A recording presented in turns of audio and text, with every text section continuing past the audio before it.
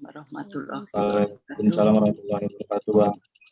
Ya, selamat pagi semuanya teman-teman. Pada pagi hari ini kita akan praktikum terkait dengan bioteknologi aquaculture dengan pokok bahasan yaitu probiotik seperti itu. Telah bersama kita Ibu Profesor Widarni yang akan mengantar praktikum kita sebelum nanti masuknya materi. Kepada Ibu Widarni saya persilakan Ibu. Baik, terima kasih Kak Gusti ya. Selamat pagi, Assalamualaikum warahmatullahi wabarakatuh, adik-adik semua ya. Sebelumnya saya menyapa dulu nih, selain Kak Gusti, saya lihat sih ada beberapa kakak asisten ya. Saya lihat ada Kak Afif, ada siapa lagi ya? Mungkin karena ada beberapa layar ya di saya. Ada siapa aja? Ada Siska, Bu.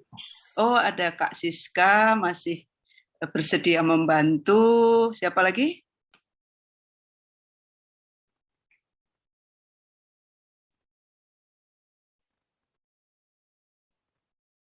Ini yang lain nanti menyusul, Bu. Betul. Oke. Baik ya. Jadi ini adik-adik beruntung juga ini ya, kakak-kakak asistennya ini dari kakak tingkat pada level yang sama ya, maksudnya bukan hanya terdiri dari mahasiswa S1 yang semesternya lebih tinggi, tetapi juga ada beberapa kakak asisten ini yang strata S2 ya, bahkan Kak Gusti ini udah strata S3 gitu ya. Jadi sangat beruntung. Jadi nanti dalam diskusi itu dimanfaatkan betul nih kemampuan dan juga pengetahuan wawasan dari kakak-kakak asisten ya. Karena ini praktikumnya kan daring sehingga lebih banyak waktu bisa digunakan juga untuk diskusi. Kalau praktikum offline kan Anda masing-masing sibuk mengerjakan ya, mengerjakan langsung gitu ya, sehingga kesempatan diskusi secara luas begini berkurang. Jadi selalu ada plus minusnya ya. Kalau praktikum offline, keterampilan tentunya bisa diasah betul.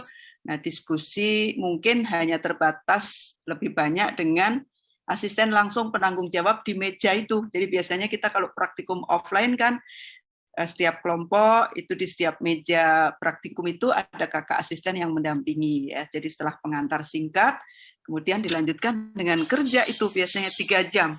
Nah, kalau ini kan karena tidak ada kerja itu jadi lebih banyak diskusi ya nanti setelah penyampaian dari Kak Gusti. Baik, saya kira saya sedikit saja pengantar. Kebetulan untuk kelas ini sudah kuliah duluan ya. Jadi kemarin kita kuliah dengan topik yang sama berkaitan dengan bioteknologi mikroba. Kita pokok bahasan pertama itu adalah mengenai probiotik ya. Jadi kita sudah sampaikan kemarin bahwa aplikasi atau penerapan probiotik di aquaculture ini sudah sedemikian luasnya ya. Nanti juga mungkin Kak Gusti diawali di slide pertama tuh ada sejarah ya. Jadi sebetulnya kalau untuk sejarah ilmu pengetahuan sih belum terlalu tua juga ya. Nanti ada tahun-tahunnya itu Kak Gusti akan menyampaikan ya.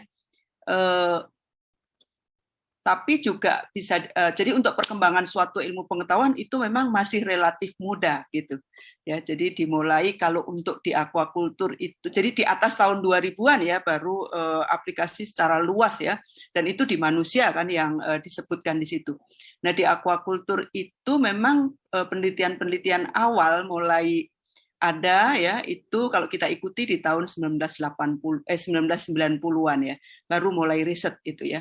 Nah, baru kemudian, tapi cepat ya. Jadi dia umurnya masih pendek, tetapi karena riset di bidang probiotik itu berkembang sangat cepat, begitu. Jadi udah advance gitu ya. Jadi sudah sangat advance saat ini ya. Jadi mekanismenya sudah dilihat sampai sedemikian mendalam gitu ya. Jadi sudah sampai ke level ekspresi gen diamati, kemudian dengan penggunaan probiotik itu apakah kemudian mempengaruhi komposisi mikroorganisme di saluran pencernaan. Nah, itu juga sudah dilihat baik pada organisme yang bisa dikultur maupun yang tidak bisa dikultur. Kenapa kok pertumbuhannya lebih bagus misalnya? Kenapa kok respon imunnya lebih baik? Nah, itu sudah sampai dilihat ke komposisi mikroorganismenya yang ternyata berubah gitu ya, dan ternyata kemudian didominasi oleh bakteri-bakteri baik. Sampai sudah demikian ya adik-adik penelitian saat ini.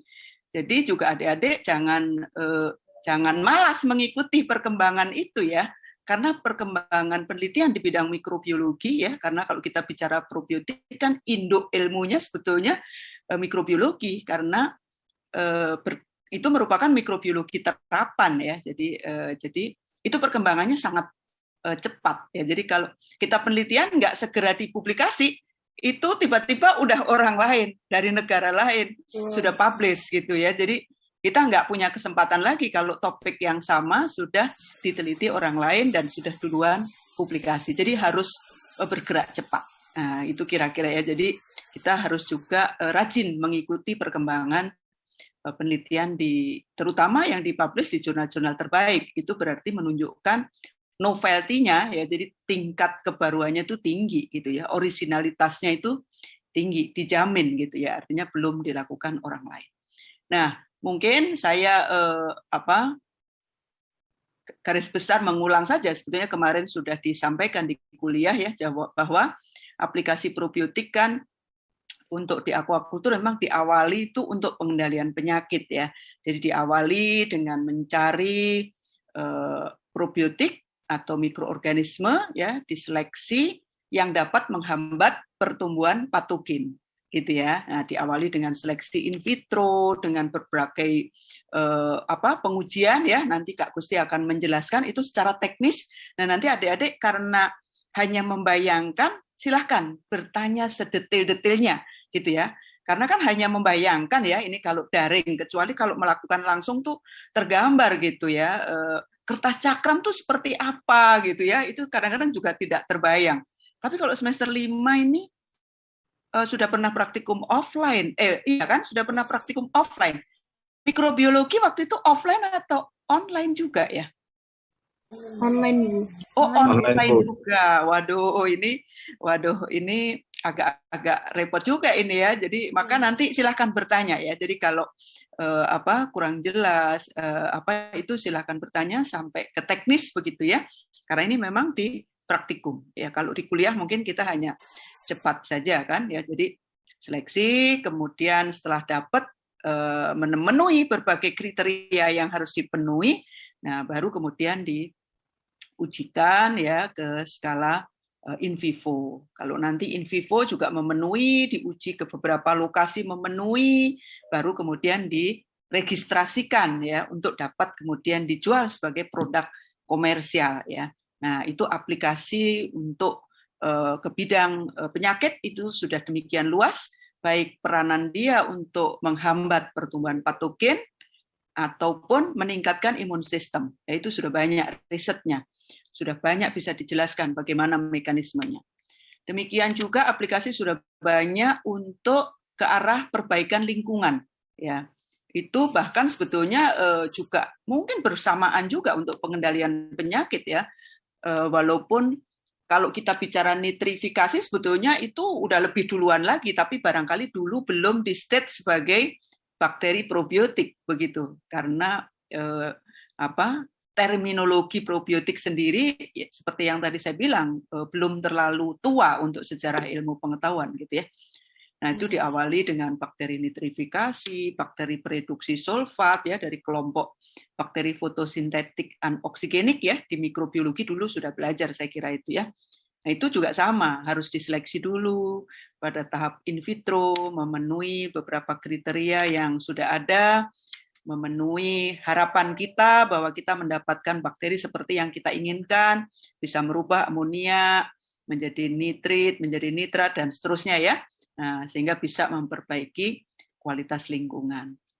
Nah, berikutnya setelah tadi ya untuk penyakit, lingkungan itu juga berkembang ya. Berikutnya adalah untuk kepentingan nutrisi ya. Nah, ini utamanya adalah dicari bakteri-bakteri atau yeast yang mampu menghasilkan enzim, ya, terutama enzim pencernaan, sehingga diharapkan nantinya bisa membantu pencernaan pakan di saluran pencernaan. Nah, kalau pakan porsinya lebih banyak yang bisa dicerna, berarti kan lebih banyak yang bisa dimanfaatkan. Karena kalau yang tidak dicerna kan akan terbuang sebagai feses, ya. Nah, jadi lebih banyak yang bisa dicerna sehingga lebih banyak yang bisa dimanfaatkan. Ya, tujuan akhirnya tentunya lebih banyak yang bisa digunakan sebagai energi untuk pertumbuhan, kan gitu. Nah, itu untuk nutrisi. Selain itu, di nutrisi juga banyak sebetulnya pemanfaatan mikroorganisme itu, mikroorganisme terpilih tentunya ya, itu adalah untuk fermentasi bahan baku pakan, ya. Terutama untuk bahan baku pakan yang berasal dari nabati.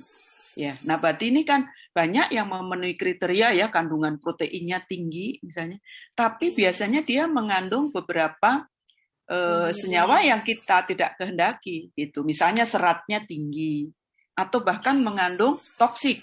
Ya, misalnya daun singkong proteinnya tinggi ya, 19-20%, tapi dia mengandung HCN gitu. Nah, jadi biasanya kita fermentasi dulu untuk menurunkan seratnya dan juga untuk menurunkan HCN-nya. Nah, itu juga artinya salah satu aplikasi dari mikroorganisme terpilih untuk memperbaiki kualitas nutrisi, kan, kualitas bahan baku, kan, bahan baku pakan kan ujungnya juga tentu memperbaiki kualitas nutrisi, karena nanti kan akan diformulasikan bahan baku itu dalam pembuatan pakan, ya. Itu sudah banyak riset-riset semacam itu, sudah banyak dan masih terus dilakukan, ya. Masih terus dilakukan. Terakhir, ya, akhir-akhir ini penelitian aplikasi probiotik untuk bidang reproduksi ternyata juga mulai dilakukan, ya. Paling belakangan, ya. Publikasi pertama saya temukan tahun 2010, ya.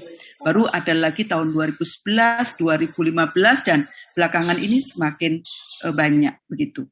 Memang mekanisme secara mendalam kita belum tahu persis, ya. Tetapi data menunjukkan dari berbagai artikel yang kita baca dan juga penelitian yang kita lakukan, itu ternyata aplikasi probiotik untuk calon induk gitu ya, itu ternyata membuat induk itu cepat matang gonat. Jadi kita amati itu tingkat kematangan gonatnya, ternyata kemudian dia lebih cepat matang gonat dibanding kontrolnya. Kemudian juga ternyata fekunditasnya meningkat, jadi jumlah telur yang dihasilkan itu meningkat. Daya tetasnya lebih baik. Bahkan pada penelitian di ikan zebra dan juga pada ikan mas koki oranda itu kualitas larva itu juga ternyata lebih baik. Nah, jadi ini kan juga satu alternatif solusi gitu ya dari yang selama ini sudah pernah kita lakukan melalui pendekatan yang lain tentunya, ya. Tentu adik-adik sudah belajar di fisiologi reproduksi, mata kuliah dari lab PBI, ya. Itu sudah banyak saya kira pendekatan-pendekatan lain. Nah, tapi ternyata belakangan ini ada bukti yang menunjukkan bahwa probiotik ini ternyata juga dapat menjadi salah satu alternatif solusi. Nah, nanti mudah-mudahan diharapkan semakin banyak mahasiswa yang berminat melakukan penelitian ini, baik mahasiswa S1, S2, atau S3, sehingga betul-betul itu alternatif tadi bisa betul-betul bisa diterapkan di para pembudidaya. Dan melalui penelitian yang lebih, level yang lebih tinggi, misalnya oleh mahasiswa S3, juga diharapkan dengan parameter mendalam itu, kita bisa tahu mekanismenya. Sehingga kalau kita tahu mekanismenya, itu bisa untuk memperbaiki teknologi yang akan kita temukan begitu ya. Jadi kita bisa memperbaiki, oh ternyata mekanismenya lewat jalur ini, berarti harus begini begitu ya. Nah, jadi kita bersamaan itu. Jadi semakin banyak data yang menunjukkan peran positif. Nah, mudah-mudahan ada juga mahasiswa yang mau meneliti terkait mekanisme ya, terutama mungkin untuk S2 atau lebih-lebih S3 yang kita perlukan. Mungkin itu Kak Gusti dan adik-adik semua ya, sedikit pengantar ya, karena kebetulan kalau untuk kelas ini itu mudah-mudahan sudah tidak dari nol, karena baru kemarin kebetulan kuliahnya ya, hari Kamis ya, jadi mudah-mudahan masih cukup menempel begitulah. Nah, sekarang belajar secara teknis. Silakan Kak Gusti ya. Dan mungkin juga saya mohon izin mau jalan ke kampus Dermaga, jadi nanti silakan aja. Tapi kalau misalnya ada beberapa pertanyaan yang ingin diajukan ke saya sebelum nanti saya izin duluan, silakan. Ya, baik Ibu. Ya, terima kasih Ibu atas penyampaiannya. Nanti kita langsung masuk ke materi. Teman-teman izin share screen. Dari ada yang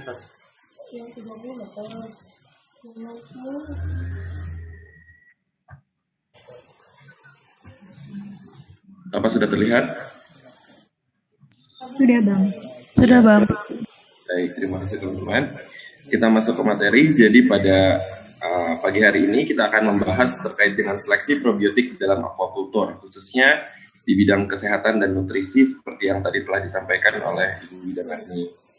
Nah, jadi teman-teman kalau untuk sejarah probiotik itu sendiri, kalau teman-teman mau lebih banyak tahu gitu ya, teman-teman mungkin bisa nih baca terkait dengan probiotik History and Evolution, di mana probiotik dibahas dari mulai penemuan bakteri-bakteri asam laktat, proses fermentasi, dan lain-lainnya. Jadi teman-teman bagi yang ingin mendalami bisa dibaca juga nih paper yang ini. Nah, selanjutnya kalau ditarik secara umum seperti itu ya, penggunaan probiotik itu sudah jauh sebelum tahun 1857 ini dengan adanya berbagai produk fermentasi dan seperti kefir, yogurt dan lain-lainnya yang sudah dikonsumsi dalam waktu yang cukup lama. Nah, selanjutnya ternyata pada tahun 1857 ini Louis Pasteur menemukan bakteri asam laktat yang selanjutnya menurut Metchnikoff ini diduga memiliki efek yang baik gitu terhadap kesehatan apabila dikonsumsi. Dan pada tahun 1930 ini ternyata diketahui atau ditemukan produk atau bakteri probiotik Lactobacillus casei Shirota strain yang pada tahun 5 tahun kemudian dibuat produk komersial ya. Atau kita kalau di Indonesia kita tahunya Yakult seperti itu. Nah, ini berisi bakteri ya, lactic acid bacteria atau bakteri asam laktat yang dapat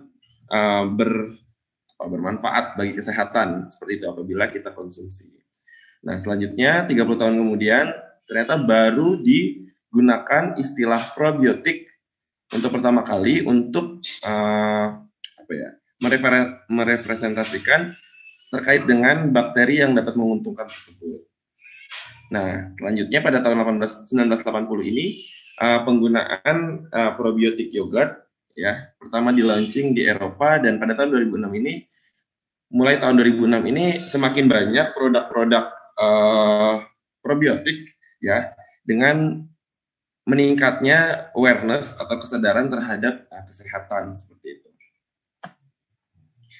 Lalu probiotik itu sendiri didefinisikan sebagai apa gitu ya? Mungkin telah disampaikan pada saat kuliah. Jadi probiotik itu adalah mikroba hidup yang ditambahkan ke dalam pakan yang dapat memberikan efek menguntungkan bagi inang dengan memperbaiki keseimbangan mikroba saluran pencernaan.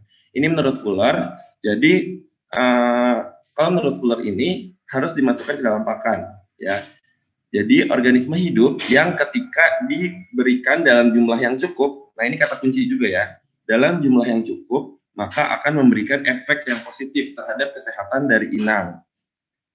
Ya, jadi kita harus memberikannya dalam jumlah yang cukup untuk memberikan dampak yang signifikan ya terhadap kesehatan dari inang. Nah, lalu probiotik itu di apa aja sih yang nanti masuk ke kriteria probiotik gitu ya. Nah, jadi di sini probiotik itu apabila mikroba atau probiotiknya sudah didefinisikan dan itu nantinya masuk ke kategori-kategori berikut, nah ini dapat disebut sebagai probiotik ya. Akan tetapi apabila ada fermentasi makanan atau pakan dengan konsorsia mikroba, tetapi kita tidak tahu nih ini bakterinya apa, efeknya apa, dan tidak didefinisikan, maka dia tidak termasuk sebagai probiotik, ya. Karena probiotik itu kita harus tahu itu jenisnya apa, ya.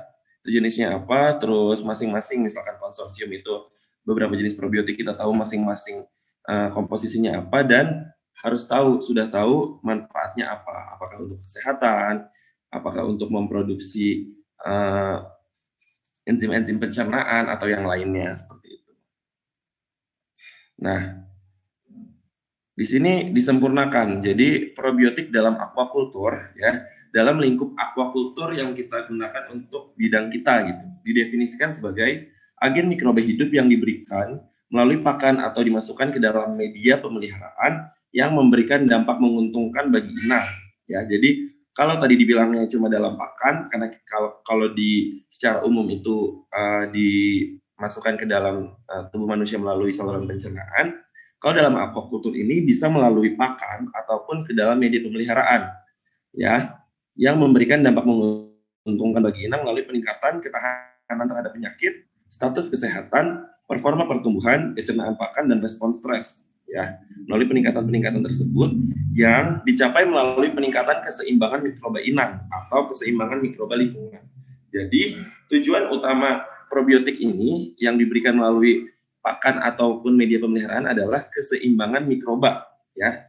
Jadi nanti kita harapkan yang dominan, yang bersifat dominan bagi lingkungan dan saluran pencernaan adalah mikroba-mikroba yang menguntungkan atau non-patogenik seperti itu, ya, sehingga meminimalisir terjadinya infeksi penyakit dan juga meningkatkan dampak-dampak menguntungkan seperti itu, ya, seperti peningkatan respon imun, respon stres, dan juga pencernaan pakan seperti itu. Nah, selanjutnya kalau prinsip dan kriterianya, kita sebenarnya adalah prinsipnya memperkenalkan, karena kita bakteri eksogen atau bakteri yang kita kultur di luar. Nah, selanjutnya kita berikan ke baik itu media ataupun pakan, sehingga kita memperkenalkan ekosistem yang aman dan bakteri memberikan dampak yang menguntungkan bagi inang. Nah, kriteria-kriterianya apa aja? Yang pertama adalah spesies bakteri patogen merupakan mikroflora dari usus ataupun lingkungan budidaya. Jadi kita harus mengambil isolat yang memang berasal dari usus, ya, ataupun lingkungan budidaya, sehingga nantinya ketika kita administrasikan atau kita berikan ke lingkungan maupun saluran pencernaan, maka bakteri tersebut dapat dengan baik tumbuh seperti itu, karena memang asalnya dari usus ataupun lingkungan budidaya. Yang kedua adalah bersifat non-patogen atau non-toksik, ya. Jangan sampai nanti bakteri yang kita isolasikan malah berbahaya atau malah menyerang inang. Itu kan malah jadi patogen seperti itu, ya. Selanjutnya toleran terhadap asam lambung dan garam empedu. Ini khusus, ya, atau spesifiknya bagi bakteri-bakteri yang akan kita berikan melalui pakan, ya. Karena kan dia harus melalui saluran pencernaan, ada asam lambung, ada garam empedu, seperti itu, ya, sehingga harus tahan nih, bakterinya harus toleran sehingga nantinya dapat bertahan. Selanjutnya memiliki kemampuan untuk menempel dan melakukan kolonisasi, ya. Jadi karena dia nantinya kita harapkan dapat dapat menekan bakteri patogen, terus dapat mempengaruhi dominansi dari bakteri-bakteri di saluran pencernaan, maka dia harus mampu menempel dan melakukan kolonisasi, ya, khususnya di saluran pencernaan. Nah, sehingga apabila probiotik ini dapat menempel dan berkolonisasi di saluran pencernaan, itu akan menjadi faktor kompetisi juga bagi bakteri-bakteri yang tidak menguntungkan. Jadinya yang udah menempel duluan atau yang telah memiliki site di saluran pencernaan itu adalah bakteri-bakteri yang menguntungkan. Seperti itu. Nah, yang kelima ini adalah memiliki aktivitas antagonistik terhadap bakteri patogen, sehingga nantinya dia secara aktif mampu melawan ataupun memproduksi senyawa-senyawa yang dapat meminimalisir atau menekan keadaan bakteri patogen baik di lingkungan maupun di saluran pencernaan. Selanjutnya, terbukti memiliki pengaruh yang menguntungkan bagi inangnya baik secara in vitro maupun in vivo. Jadi apabila nanti sudah lulus tes atau seleksi in vitro, maka dapat juga dilakukan pengujian in vivo dan harus sesuai seperti itu. Nah, yang terakhir adalah produk probiotik diharapkan memiliki jumlah sel hidup yang besar atau lebih besar dari 10⁻⁶ sel. Jadi kita harapkan bahwa bakteri probiotik yang akan kita kultur nantinya memiliki sel hidup yang besar agar dapat dipanen dan diberikan ke dalam lingkungan maupun pakan dengan jumlah yang cukup. Karena tadi kan jumlah yang cukup merupakan salah satu syarat probiotik dapat bekerja di lingkungan ataupun di saluran pencernaan inang seperti itu. Nah, berikut merupakan screening bakteri probiotik. Pertama ada isolasi bakteri, pewarnaan gram. Kalian sudah tahu lah ya, pewarnaan gram nanti membedakan bakteri gram negatif dengan gram positif. Untuk nantinya mungkin di treatment atau di screening berikutnya kita dapat spesifikasikan berdasarkan jenis gram bakteri tersebut. Dan selanjutnya dilakukan evaluasi secara in vitro melalui aktivitas antagonistik, patogenitas, resisten antibiotik, toleran terhadap garam empedu, dan pH asam, penempelan atau pembentukan biofilm, aktivitas enzim pencernaan. Nah, sehingga nanti apabila lulus screening tersebut, maka dapat dijadikan kandidat probiotik atau probiotik yang berpotensi menjadi probiotik yang dapat diaplikasikan. Selanjutnya ada identifikasi untuk mengetahui ini bakteri apa sih sebenarnya, dan selanjutnya dilakukan uji biokimia atau identifikasi molekuler untuk mengetahui bakteri tersebut secara lebih detail untuk kemudian kita lakukan evaluasi in vitro sebagai kandidat probiotik. Selanjutnya evaluasi ekonomis apabila produksi ataupun persiapan preparasi probiotik lulus secara ekonomis, ya secara ekonomis cocok nih, dia tidak terlalu mahal untuk proses produksinya dan memberikan efek yang sangat baik, maka dapat dikomersialisasikan dan dapat diaplikasikan secara lapang seperti itu. Nah, selanjutnya untuk screening bakteri probiotik.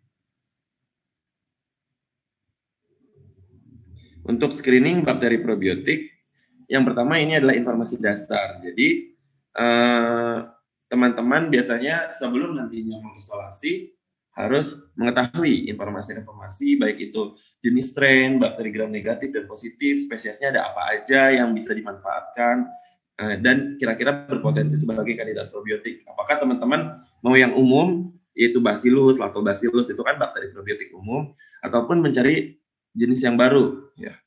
Nah, kemudian dari informasi dasar tersebut kita nantinya dapat menentukan media kultur yang digunakan, karena kan masing-masing bakteri jenis media kulturnya berbeda-beda ya. Ada yang menggunakan MRS agar, ada yang menggunakan MYP agar, ada yang menggunakan SWC dan segala macamnya itu. Ya, ini contohnya ada bakteri MRS, TSA, MYP. Nah, ini diambil dari tadi yang telah dijelaskan, bisa dari lingkungan budidaya ataupun saluran pencernaan. Ya, ini khususnya kalau saluran pencernaan ini ditujukan biasanya untuk ke arah nutrisi dan kesehatan. Kalau dari lingkungan ini untuk perbaikan kualitas air. Bisa juga untuk mix keduanya. Itu nanti setelah pengujian dapat diketahui seperti itu. Ini contoh-contoh medianya. Jadi teman-teman nanti harus menyesuaikan kira-kira jenis bakterinya apa dan disesuaikan dengan media yang akan digunakan seperti itu.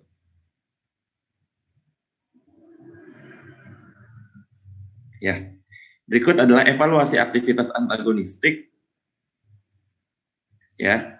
Jadi teman-teman di sini nanti dapat menggunakan berbagai metode ya. Ada yang disk diffusion ya, atau well diffusion atau cross react atau disk diffusion ini, atau bisa satu lagi kultur bersama ya. Jadi kalau metode double layer ini atau disk diffusion ini adalah kita menyiapkan agar di cawan Petri, kemudian kita kulturkan bakteri patogen ya. Contohnya di sini ada Vibrio harvei, Vibrio parahemolyticus, Vibrio alginolithicus. kita kultur, kita sebar di media, terus kemudian di sini ditambahkan paper disc atau kertas cakram, ya. Kertas cakram itu kertas dengan berbentuk bulat. Nantinya di sini tempat kita meneteskan bahan yang kita akan ujikan untuk melihat zona hambat, ya. Nah, di sini di permukaan media kita berikan dan kita teteskan kandidat probiotik, ya. Jadi nanti di sini setelah bakterinya disebar, kemudian kita berikan kertas cakram. Nah, kemudian nanti diteteskan bakteri kandidat probiotik, ya, untuk nantinya melihat zona hambat, ya, seperti gambar ini akan membentuk zona hambat. Nah, semakin besar zona hambat yang terbentuk, maka mengindikasikan bahwa probiotik tersebut mampu secara pasti gitu, mampu dengan baik menghambat bakteri patogen sehingga aktivitas antagonistiknya lolos seperti itu. Ya, kalau ini metode distribution. Nah, yang kedua ini adalah evaluasi aktivitas antagonistik. Ya, antagonistik di mana ini masih yang tadi sama aja. Ini kalau tadi kan cuma di scoring ya, maksudnya dikasih tanda nih. Kalau dia positif dia positif aja, dia berarti ininya tidak terlalu besar diameternya. Kalau yang positifnya 2 seperti ini, dia biasanya sangat besar diameternya. Dan kontrol biasanya menggunakan antibiotik seperti itu untuk melihat perbandingannya dengan antibiotik. Selanjutnya screening yang metode DIS ini juga kita biasanya mengukur diameternya berapa, ya, sehingga semakin besar diameternya dalam milimeter maka akan semakin baik seperti itu. Nah, kalau untuk metode screening metode co-culture atau kultur bersama untuk melihat efek antagonistiknya, maka kita dapat mencampurkan, ya, bakteri patogen dengan bakteri probiotik. Kalau di sini non vibrio, ya. Jadi bakteri probiotiknya non vibrio agar nantinya bisa kita amati di media TCBS. Kita bandingkan dengan kontrol yang Vibrio harvey aja. Dengan nah di sini kan nanti kontrol media cair, kita isolasikan bakteri Vibrio harvey dengan kepadatan awal tertentu. Kemudian di yang mix culture atau kultur bersama ini kita campurkan Vibrio harvey sebagai patogen dengan bakteri probiotik non vibrio. Kemudian masing-masing di inkubasi selama semalaman sekitar 18 jam dengan suhu 28 derajat Celcius dan kemudian disebar. Ya, disebar dan didiamkan lagi overnight lagi 28 derajat Celcius untuk melihat nantinya jumlah koloni yang hidup, ya, di TPC seperti itu. Dan apabila nantinya dikontrol ini lebih besar daripada yang di media co-culture atau kultur bersama, secara signifikan lebih besar yang kontrol, maka isolat bakteri potensial sebagai kandidat probiotik. Ini contohnya pada penelitian Widatnari 2003. Di sini isolat SKTB menunjukkan efek antagonistik, ya, terhadap bakteri Vibrio harvey ini sangat signifikan. Ini dari yang kontrolnya sekitar 10⁻8 hingga 10⁻9 dapat turun hingga sekitar 10⁻2. Ini kan berarti efek antagonistiknya sangat baik seperti itu, ya. Dan juga di sini contohnya ilmiah. Di sini kontrolnya yaitu 10⁻8,5 sekitar 10⁻8,5 dapat diturunkan hingga 10⁻4,6. Nah, ini kan log setengahnya gitu loh. Sehingga sangat efektif dalam menghambat atau menghambat bakteri patogen tersebut. Nah, setelah diujikan tadi aktivitas antagonistik bakteri patogen, maka selanjutnya adalah uji resistensi antibiotik. Ya, di sini dapat diujikan ampicillin, penicillin, tetracycline, kanamycin, lincomycin. Ya, di sini kita untuk awal biasanya mengujikan apakah sensitif atau resisten. Nah, untuk nantinya kita bisa tandai, ya, apabila bakteri tersebut sensitif terhadap bakteri, maka akan kita tandai bakteri tersebut dengan bakteri yang dia sensitif untuk nantinya kita penanda ketika kita melakukan pengujian. Nah, jadi untuk resistensi antibiotik ini kita bisa mengujikan kita kultur bakteri kandidat probiotiknya di media, kemudian kita berikan antibiotik dis. Ya, ini contohnya ada ampicillin, penicillin, tetrasiklin dan segala macamnya untuk kemudian nanti dilihat efek zona hambat. Ya, apabila nanti di sini membentuk zona hambat, maka dikatakan bahwa bakteri sensitif terhadap antibiotik. Nah, apabila dia tidak membentuk zona hambat seperti ini, maka dia dikatakan resisten. Ya. Selain metode ini yang dilakukan di media agar, screening resistensi antibiotik juga dapat dilakukan dengan metode PCR, ya, untuk nantinya kita kita mendeteksi gen penyandi resistensi antibiotik. Contohnya di sini ada tetrasiklin M, TET-O, TET-Q, terus juga ada ampicillin, terus ada chloramphenicol dan lain macamnya. Jadi bakterinya kita kultur, terus kemudian kita PCR dan elektroforesis. Apabila nanti dia terdeteksi, maka dikatakan bahwa bakteri tersebut sudah memiliki gen penyandi resistensi antibiotik, seperti itu.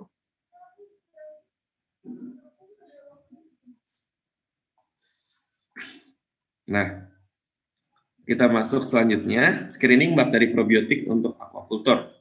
Ya, jadi untuk screening bakteri probiotik selanjutnya adalah kita harus memastikan bahwa bakteri kandidat probiotik yang kita sampaikan, yang kita ingin gunakan itu adalah dia tidak memproduksi senyawa-senyawa antagonistik terhadap inang. Ya, jangan sampai nanti dia menghasilkan senyawa-senyawa toksin yang nantinya berbahaya bagi inang. Nah, di sini beberapa contoh metabolit ekstraseluler yang dapat menjadi faktor virulensi yang juga dapat membahayakan inang.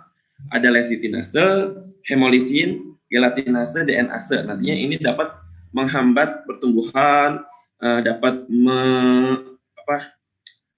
membuat lisis darah di ikan, terus di hemolim, di hemosit udang dan segala macamnya.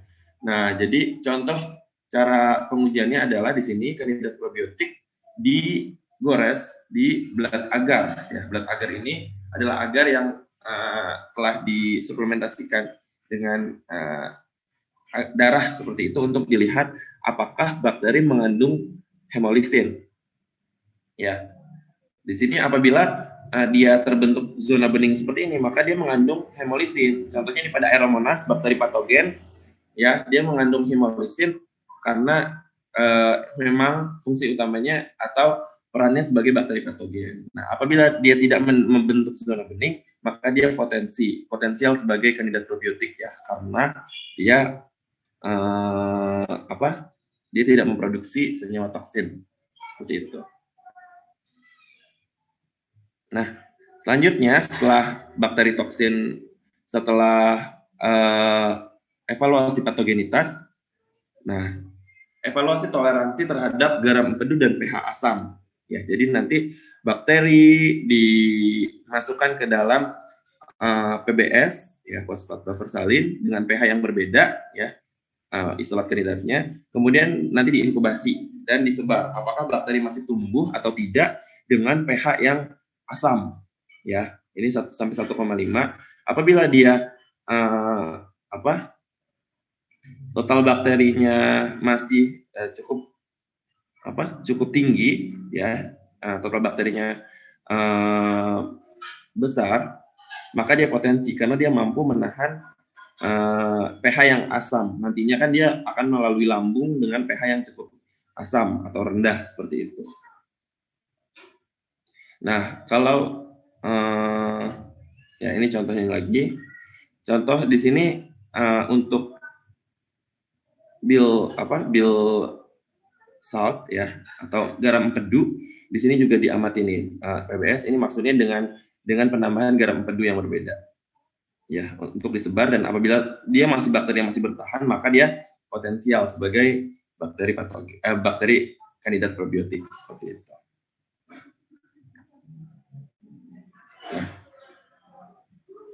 Selanjutnya untuk screening bakteri probiotik untuk aquaculture, untuk kemampuan penempelan kita dapat mengisolasi atau mengkultur bakteri kandida probiotik, kemudian disentrifuse, dilarutkan dalam PBS dan disesuaikan optical density-nya 0,5. Kemudian suspensi selnya ini nantinya kita inkubasi nih di well plate ya atau microplate.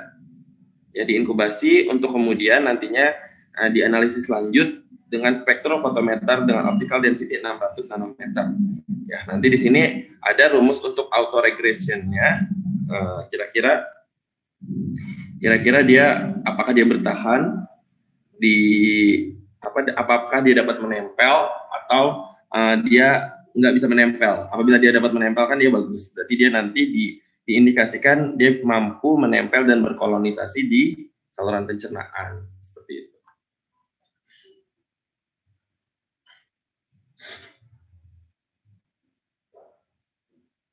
Selanjutnya, untuk screening bakteri probiotik untuk aquaculture, untuk evaluasi enzim pencernaan biasanya dapat digunakan penambahan bahan-bahan yang nantinya dapat mengindikasikan produksi lipase, amilase, protease, beta-galaktosidase, fruktoronase, dan lain-lainnya. Jadi nanti ada media yang disuplementasikan oleh minyak zaitun apabila ingin mengujikan enzim lipase, skim milk apabila ingin mengujikan protease dan pati 2% untuk amilase, dan kemudian nanti diisolasikan atau digores bakteri. Ya, apabila nantinya membentuk zona bening, maka berpotensi sebagai probiotik karena mengandung enzim-enzim tersebut.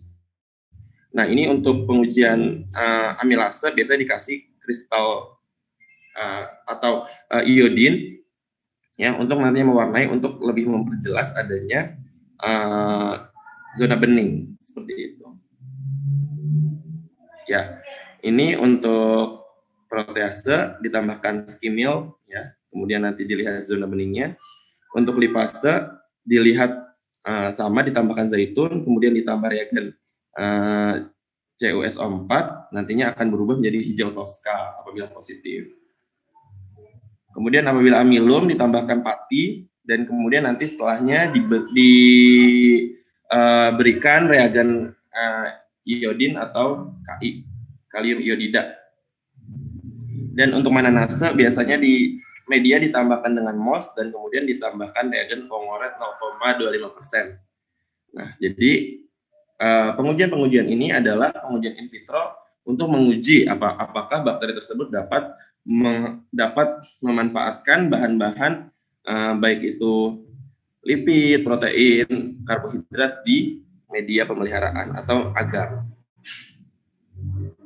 Nah, yang selanjutnya apabila tadi screening bakterinya telah menunjukkan hasil yang baik, maka dilakukan screening bakteri probiotik untuk aquaculture. Nah, di sini ada karakteristik biokimia. Biasanya awalnya menggunakan kit API, setelah kita ketahui gramnya negatif atau positif, nah biasanya langsung diujikan menggunakan kit API. Nah, nanti ini isolat bakterinya dimasukkan ke dalam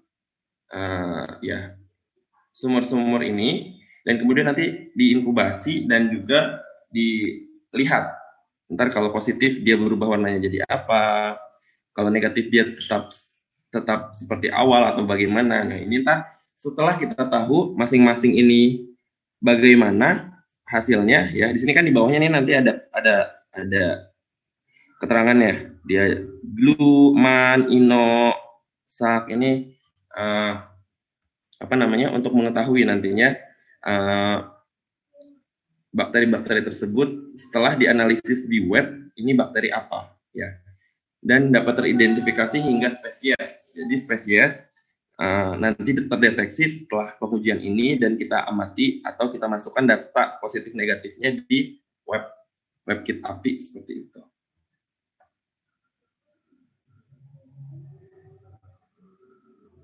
Nah, selanjutnya untuk identifikasi bakterinya bisa juga menggunakan metode molekuler atau menggunakan ekstraksi DNA ya, bakteri yang telah kultur nantinya diekstraksi, dan kemudian di PCR menggunakan primer universal 16S RNA. Jadi ini primer yang digunakan untuk nantinya mendeteksi atau menggandakan ya materi genetik yang nantinya dapat digunakan untuk mendeteksi setelah di sequencing ya, setelah di PCR, kemudian di elektroporesis, kemudian di sequencing, dan nantinya kita akan blast di NCBI atau di bank gen, di gene bank, untuk melihat bakteri, isolat bakteri yang kita gunakan ini paling dekat dengan bakteri apa, seperti itu. Jadi setelah di sequencing nanti kan muncul tuh urutan DNA-nya, dan kemudian kita blast di NCBI, nanti akan ketahuan bahwa bakteri yang kita gunakan itu jenis apa ya. Kalau untuk molekuler ini biasanya lebih lebih jelas gitu. Nanti bakterinya strain-nya apa, lebih dekat ke siapa, dengan skor berapa, seperti itu. Nah, selanjutnya setelah semuanya diketahui tadi dan sudah di screening secara in vitro ya, maka selanjutnya dianalisis secara in vivo ya.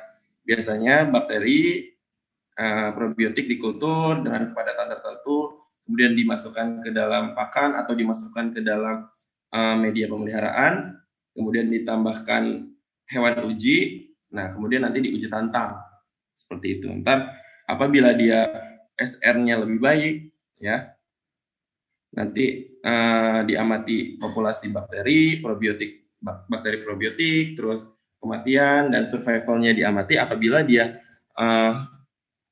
SR atau survival rate dari bakteri yang kita dari komoditas atau ikan atau udang yang kita pelihara, apabila dia lebih tinggi dibandingkan kontrol yang kontrol positif yang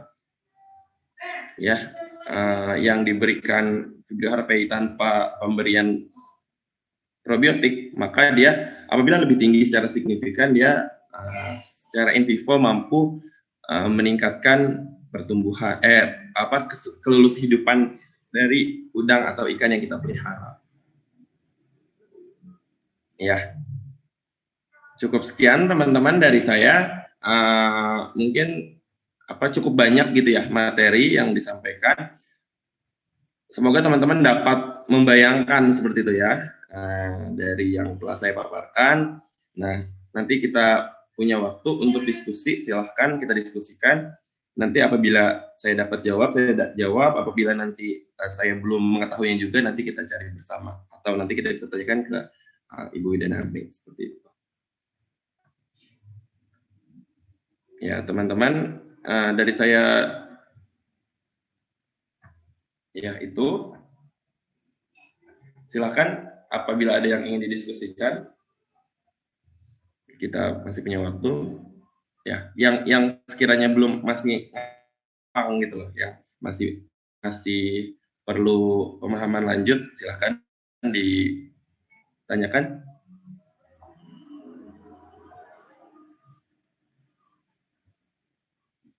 Ayo, nggak usah sungkan.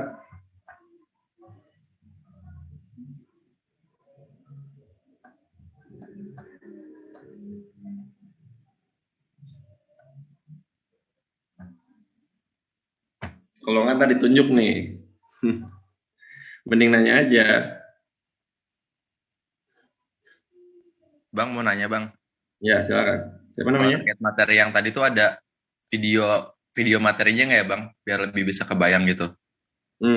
Kalau video biasanya jarang, saya udah cari ya. Biasanya itu cuma yang praktisi-praktisi yang itu dia langsung, biasanya kultur biasa, dan langsung diberikan ke pakan atau media. Tapi kalau untuk screeningnya, kalian bisa cari di jurnal-jurnal ya, ataupun di buku panduan untuk isolasi patogen, probiotik maksudnya. Jadi untuk videonya saya cari sih, saya belum nemu. Mungkin nanti kalau teman-teman sudah ada yang dapat gitu, misalkan yang relevan dengan materi kita, itu bisa di-share. Ya. Tapi sejauh ini saya belum nemu. Biasanya cuma ada buku-buku aja yang istilahnya paper mirip-mirip dengan yang saya sampaikan. Oh ya, saya juga mau menunjukkan satu paper yang menurut saya sangat relevan dengan yang saya sampaikan. Sebentar.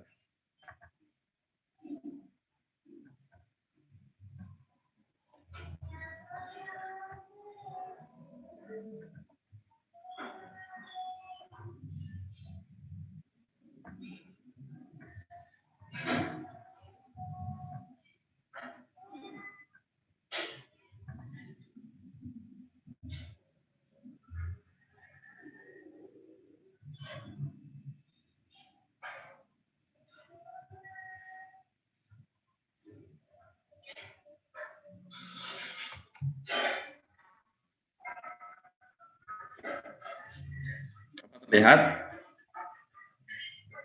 Lihat, Bang. Oke. Nah, ini jurnal tahun 2019, Fish and Shellfish Immunology, judulnya Probiotic Effects of Bacillus from Pacific White Shrimp on Water Quality and Shrimp Growth, Immune Responses and Resistance to Vibrio parahemolyticus AHPND strain. Nah, di sini sangat detail, teman-teman, untuk metodenya, ya. Mungkin teman-teman bisa baca dan bisa dipahami sendiri nantinya. Di sini untuk metode mulai dari isolasi kandidat probiotik, jadi menggunakan MYP agar, ya tadi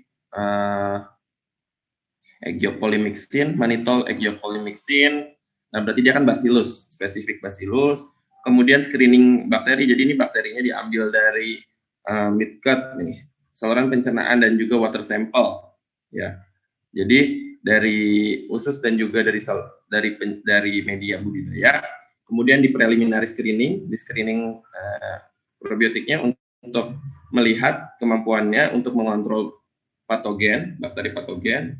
Terus kemudian karakteristik mikrobiologinya, dilihat dia tumbuh di pH berapa, suhu berapa, salinitas berapa, ya, oksigen berapa, DO berapa, ya, seperti itu. Ini diujikan di sini. Kemudian diidentifikasi menggunakan biochemical dan juga molekular yang tadi 16S-RNA, nih, ya. Kemudian dilihat efisiensi kandidat probiotik dalam menghambat patogenik bakteria secara in vitro. Secara in vitro,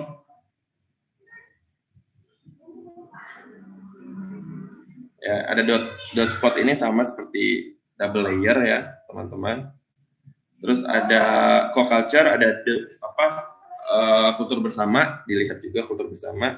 Terus, nah di sini ada aplikasi selective probiotic bacterium. Jadi di sini aplikasi melalui pemberian langsung ke air dan juga ada aplikasi ke pakan, ya, effect of probiotic supplemented feed.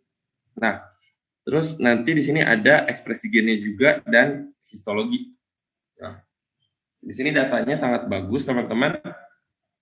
Nah, ini data-datanya nanti bisa kalian baca sendiri, bisa lihat sendiri.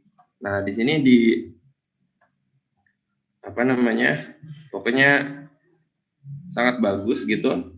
Nah, di sini uji tantang melalui yang diuji tantang dan diaplikasi di sini menggunakan feed, ya, supplemented feed ini, dia mampu meningkatkan sintasan, ya. Di sini ini yang TF berapa nih? Yang TF3 ini sangat mampu meningkatkan, ya, 2 kali lipat, lebih dari 2 kali lipat. Ini kan 0,3, ini 0,7, lebih dari 2 kali lipat meningkatkan survival rate atau sintasan. Nah, jadi conclusion-nya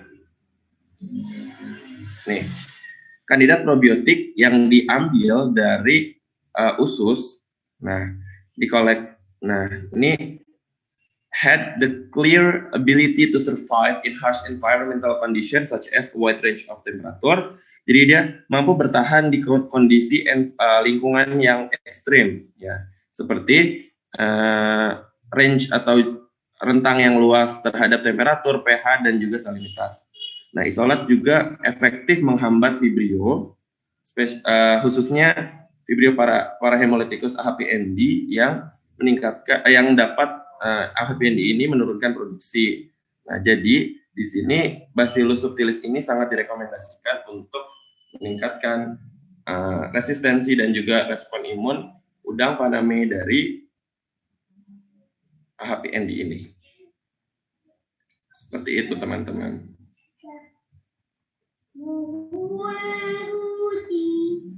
Nah, selanjutnya kita masuk ke review dulu. Ya, silakan yang bertugas review, silakan.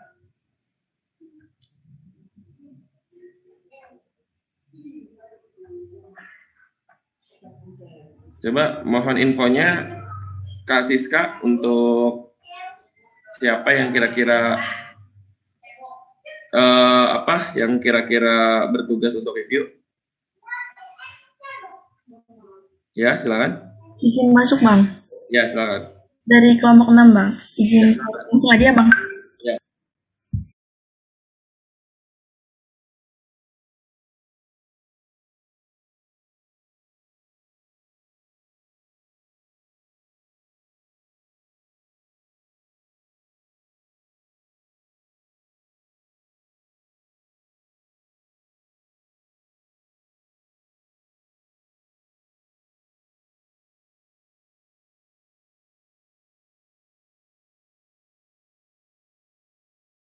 Ya, silakan, suaranya mana?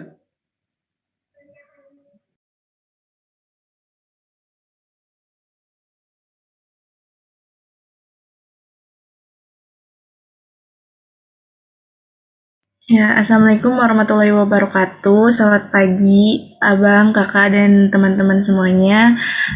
Kami dari kelompok 6 akan mempresentasikan mengenai review dari materi minggu sebelumnya, yaitu mengenai metode transgenesis.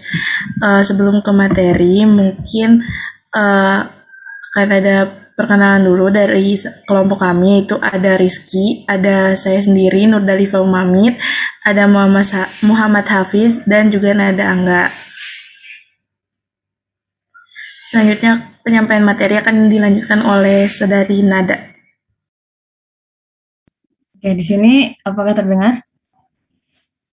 Oke, di sini saya akan menjelaskan apa sih itu transgenesis. Transgenesis ini adalah suatu cara untuk mengintroduksi satu atau lebih gen ke embrio suatu organisme yang selanjutnya kita sebut dapat ditransmisikan pada gen berikutnya. Di sini ada gambar ikan trout di sini, diambil gennya, kemudian diintroduksi ke gen embrio ikan lain, sehingga menghasilkan sifat yang lebih unggul dibandingkan ikan normal.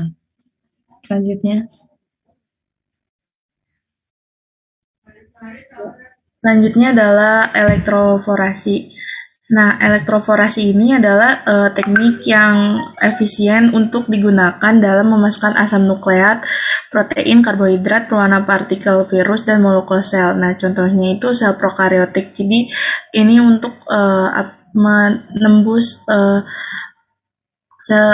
dinding permeabel gitu. Terus di sini ada kelebihan dan kekurangan dari elektroforasi.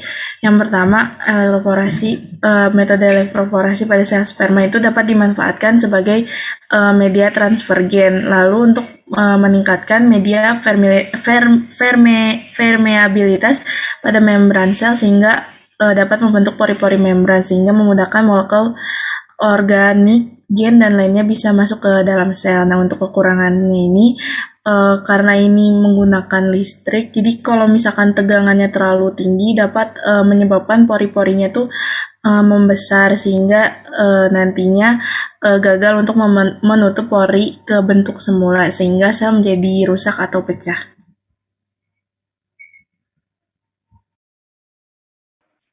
Selanjutnya adalah metode transveksi. Metode transveksi itu merupakan pemindahan asam nukleat dengan menggunakan vektor, baik itu virus yang disebut transduksi ataupun secara non-viral, secara kimiawi ataupun fisik. Nah, berikut terdapat beberapa mekanisme. Untuk yang figure 1, yang schematic assessment of common transfection methods itu merupakan gambaran dari chemical methods secara kimiawi. Di situ dapat dilihat DNA ditransfeksikan ke dalam lipid dengan menggunakan DEAE dextran untuk mengubah terkait dengan positif negatifnya, yaitu muatan yang dimiliki lapisan dari vektornya. Terus kemudian ada juga yang tengah itu merupakan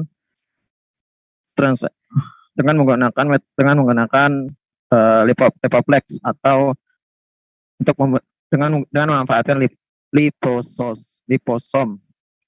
Jadi DNA dimasukkan ke dalam liposom untuk membentuk lipoplex yang kemudian diintransfeksikan ke dalam target.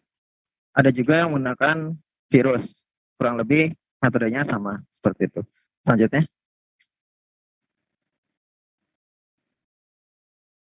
Untuk kelebihan dan kekurangannya sendiri, transfeksi memiliki kekurangan diantaranya sitotoksisitas, yaitu dapat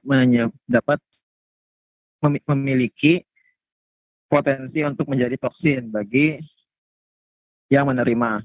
Terus terdapat juga imunogenitas, yaitu terdapatnya kelainan dalam sistem imunnya karena adanya introduksi gen baru. Terus juga ada onkogen. Onkogen ini itu terkait dengan munculnya sel tumor. Terus untuk kelebihan yang dimiliki transfeksi, itu yang pertama memiliki angka keberhasilan yang tinggi dibandingkan mikroinjeksi dan elektroporasi. Terus juga tidak menimbulkan efek toksik terhadap embrio dari udang berdasarkan penelitian yang dilakukan oleh Paren Regi. Lanjutnya.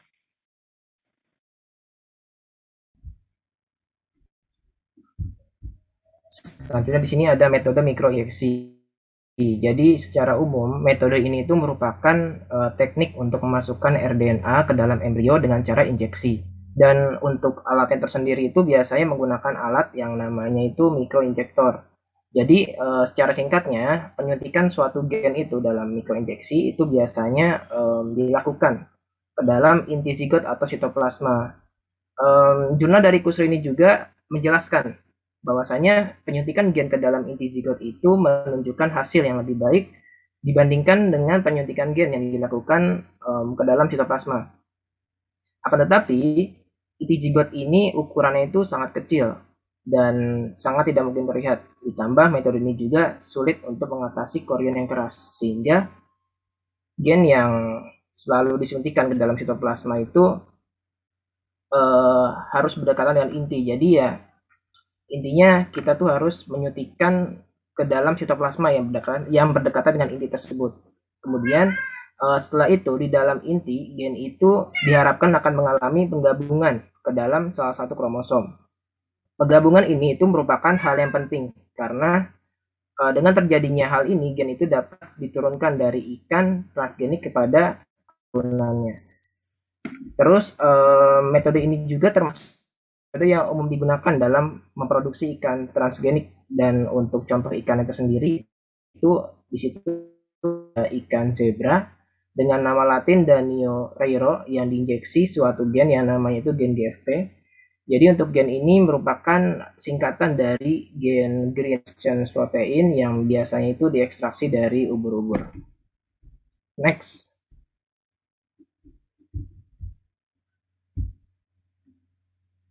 Selanjutnya di sini ada kelebihan dan kekurangan dari teknik ini. Jadi untuk mikroinjeksi ini memiliki kelebihan yaitu efektif untuk ukuran telur relatif besar. Setelah itu mikroinjeksi juga menjamin konsistensi jumlah dan kepastian DNA yang masuk ke dalam sel. Biasanya itu ada lah di dalam suntikannya itu. Dan juga metode ini itu cocok untuk sperma ikan kecil yang tidak dapat diambil spermanya untuk pemijahan buatan. Sementara itu untuk kekurangannya, metode ini tuh memerlukan keterampilan yang tinggi.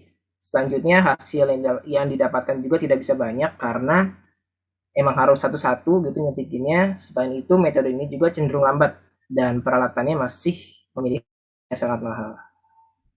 Next.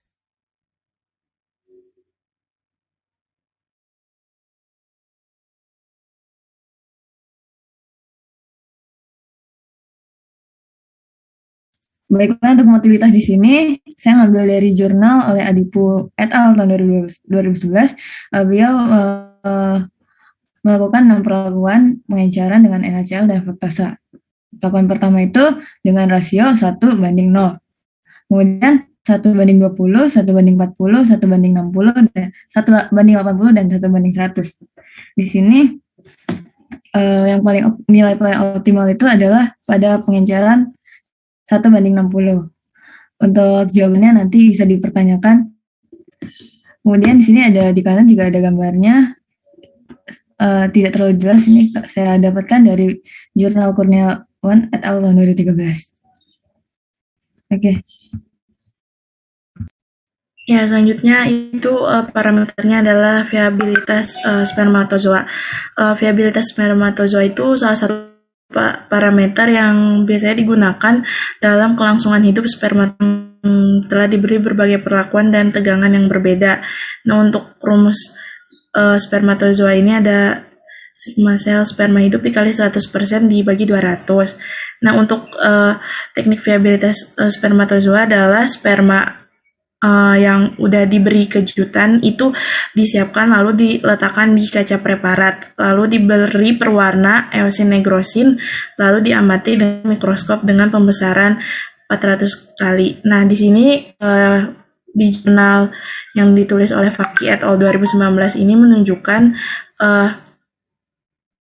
kalau misalkan sel sperma yang hidup ini berwarnanya kemerahan, sedangkan yang mati itu terlihat putih. Ya, Kak.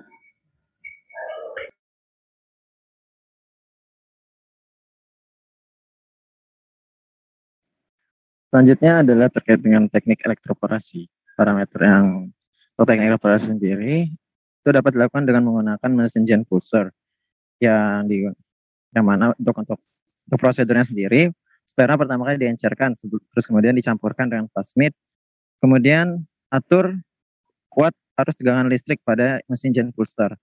Kuat arus tegangan listrik ini sendiri menjadi faktor penentu juga terkait dengan keberhasilan dan juga kualitas sperma pasca elektroporasi. Berdasarkan hasil penelitian yang dilakukan oleh kelihatan di sini. Tingkat kuat medan listrik yang sesuai untuk elektroporasi sperma ikan patin siam adalah 125 volt per cm.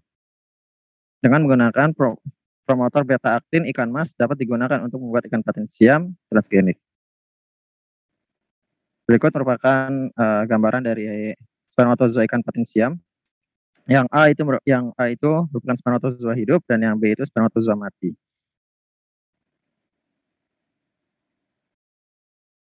Next. Berikut merupakan daftar pustaka yang kami gunakan.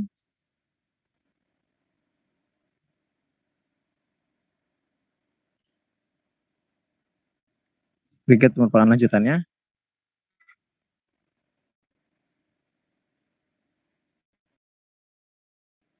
Sekian presentasi dari kelompok kami. Mungkin dari teman-teman, apakah ada yang ingin ditanyakan?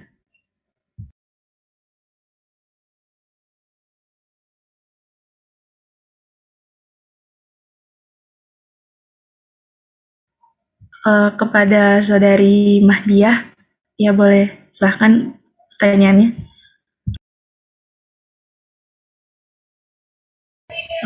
Halo, apakah suaranya masuk? Ya, terima kasih.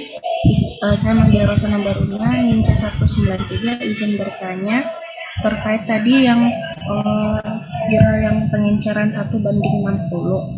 Nah, itu tadi kalau dilihat itu kan motilitasnya menurun. Bisa dijelaskan penyebab motilitasnya menurun? Terima kasih. Baik, apakah langsung dijawab atau ditampung terlebih dahulu? Ditampung dulu aja ya. Oke. Lalu kepada Saudari Denada. Teman-teman, maaf sebelumnya izin mensulat dulu.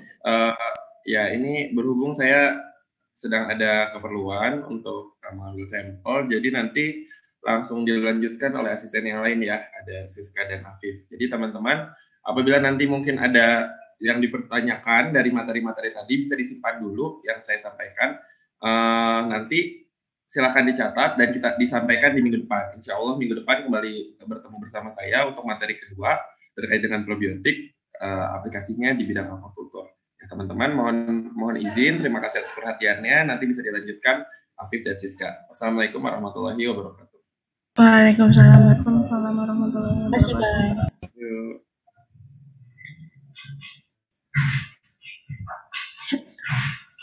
Ya, Nadana, silakan. Oke, terima kasih Nur. Perkenalkan, saya Dina Azhar Febrianti, ini C114. Jadi, saya ingin bertanya ke kelompoknya, yaitu kenapa sih elektroforesis ini bisa berkaitan dengan viabilitas dari spermatozoa? Terima kasih. Ya, baik, ditampung lagi ya. Mungkin satu lagi buat Fadli deh, silahkan.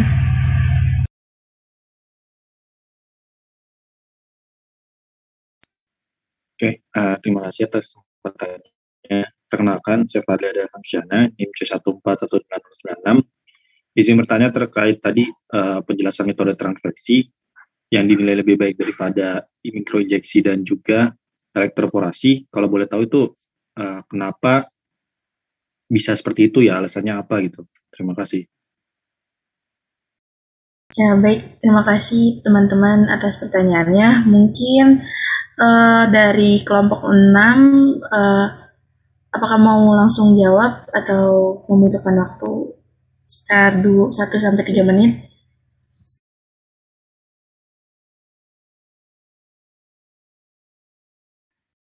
Bisa ditunggu dulu deh, sekitar 2 menit. Ya, baik.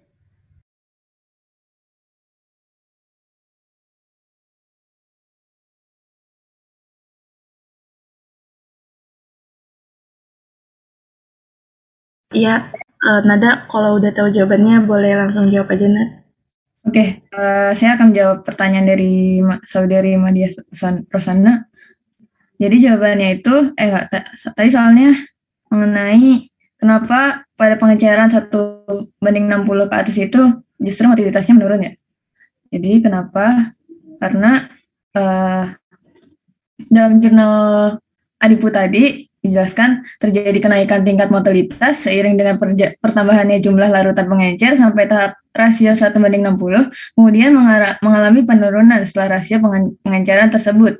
Penurunan persentase motilitas pada penambahan konsentrasi pengenceran yang lebih tinggi tidak memberikan pengaruh yang besar. Pada rasio 1:0 dan 1:20 justru motilitasnya rendah karena kepadatan spermanya terlalu tinggi. Kemudian jika lebih dari 1:60 berarti kepadatannya terlalu rendah. Jadinya yang paling optimal itu 1:60 berdasarkan jurnal Adipu tersebut. Terima kasih. Apakah sudah terjawab?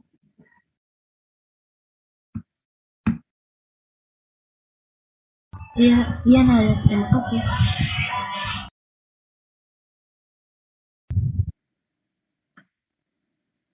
Nur, izin menjawab pertanyaan dari Fadli. Iya, silakan. Ya. Izin menjawab untuk pertanyaan dari Fadli mengenai kenapa metode transfeksi dinilai lebih baik daripada mikroinjeksi dan juga elektroforesis.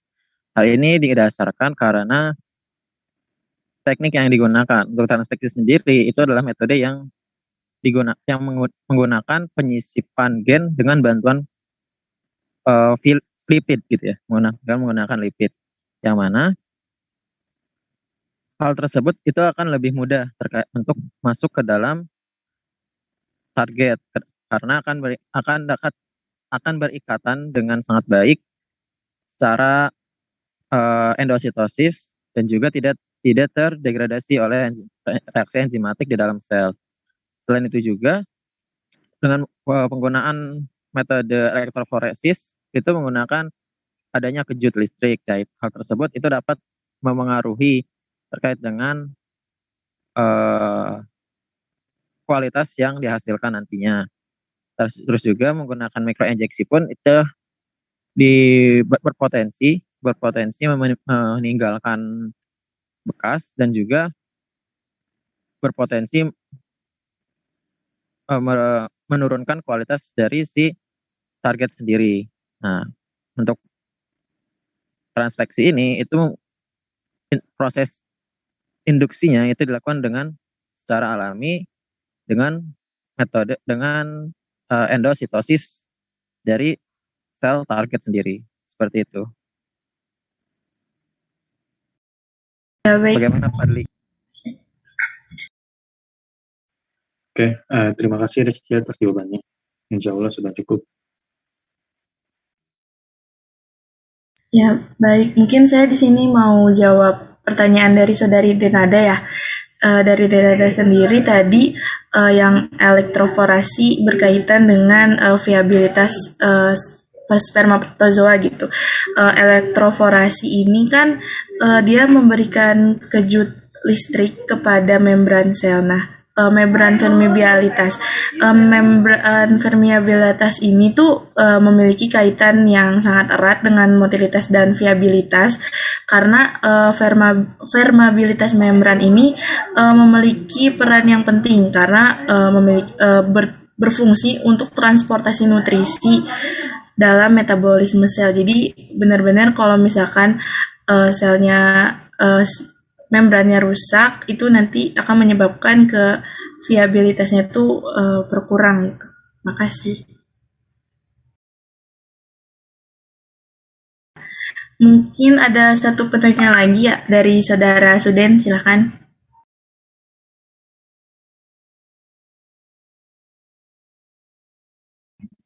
Iya, terima kasih atas kesempatannya. Izin bertanya tentang, tadi kan dijelasin ya di PPT-nya, mikroinjeksi itu kan sulit menembus korion. Nah, kira-kira apa ya upaya yang bisa dilakukan untuk menembus korion yang keras tersebut? Mungkin itu aja sih, terima kasih.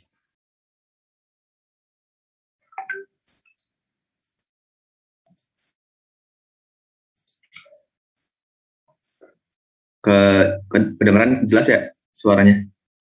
Iya, jelas sudah. Oke. Pada kelompok 6, silakan.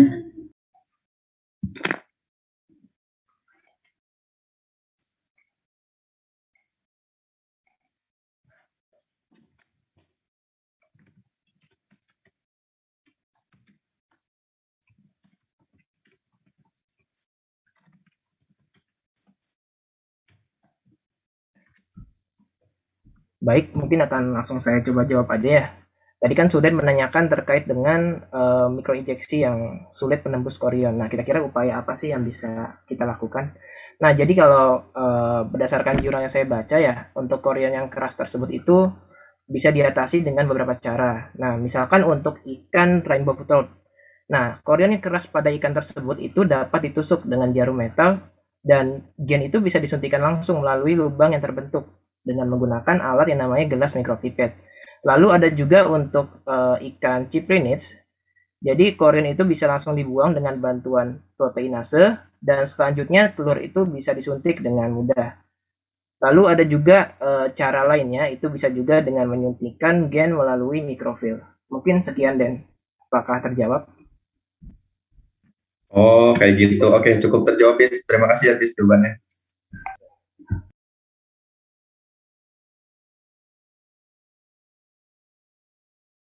Ya, baik. Karena sudah tidak ada lagi yang bertanya dan berhubung waktunya juga sudah cukup sepertinya, maka dicukupkan dulu presentasi dari kelompok 6. Kurang lebihnya mohon maaf. Terima kasih atas perhatiannya. Wassalamualaikum warahmatullahi wabarakatuh. Saya kembalikan ke Kakak Bang Asra.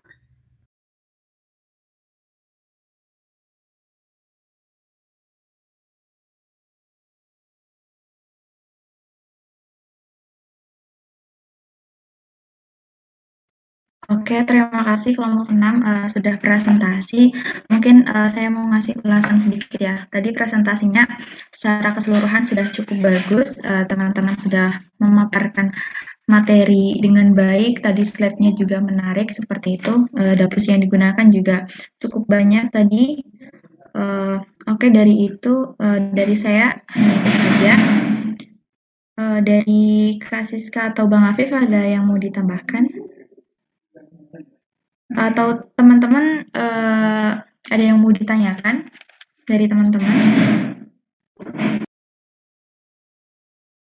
Karena tadi materinya sudah selesai sama Bang Gusti, kemudian udah review juga barusan.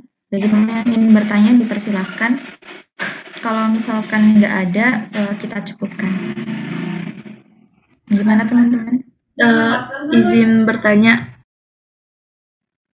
untuk pengulas minggu ini kelompok berapa ya Kak untuk penilaiannya? Oke, untuk minggu ini kelompok 12 pengulasnya.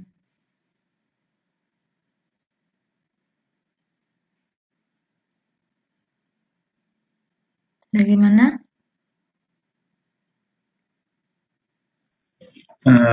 Mungkin sedikit tambahan deh terkait praktikum ya teman-teman. Ini kan udah minggu ke berapa 12 ya. Nah, di minggu ke-14 kan kalian akan presentasi lagi ya proyek akhir. Nah, kalau bisa dilengkapkan lagi gitu terkait proyek akhirnya. Diperbaiki lagi dari evaluasi yang kemarin ya, dari yang pertemuan UTS. Dan coba dihubungi lagi kakak asistennya ya, yang jadi pendamping kelompoknya. Dan jangan mepet-mepet gitu. Evaluasi dari kemarin kan banyak yang nggak sesuai juga terkait temanya seperti itu. Jadi mohon diperhatikan lagi ya terkait tugas proyek tugas akhirnya. Oke, mungkin itu aja, Deo. Oke, terima kasih Bang Afif. Jadi gitu ya teman-teman, jangan lupa untuk diperbaiki untuk final project-nya. Nanti di minggu ke-14 teman-teman ada presentasi lagi yang kemarin sudah direview ya. Segera hubungi asistennya masing-masing. Harapannya bisa segera diperbaiki. Oke, dari teman-teman sudah tidak ada lagi yang ingin ditanyakan? Oke, tidak ada. Karena sudah cukup jelas, kita akhiri praktikum pada hari ini. Terima kasih atas kerjasamanya teman-teman pada pagi hari ini. Sekian dari saya dan tim asisten lainnya. Wassalamualaikum warahmatullahi wabarakatuh. Waalaikumsalam warahmatullahi wabarakatuh. Waalaikumsalam.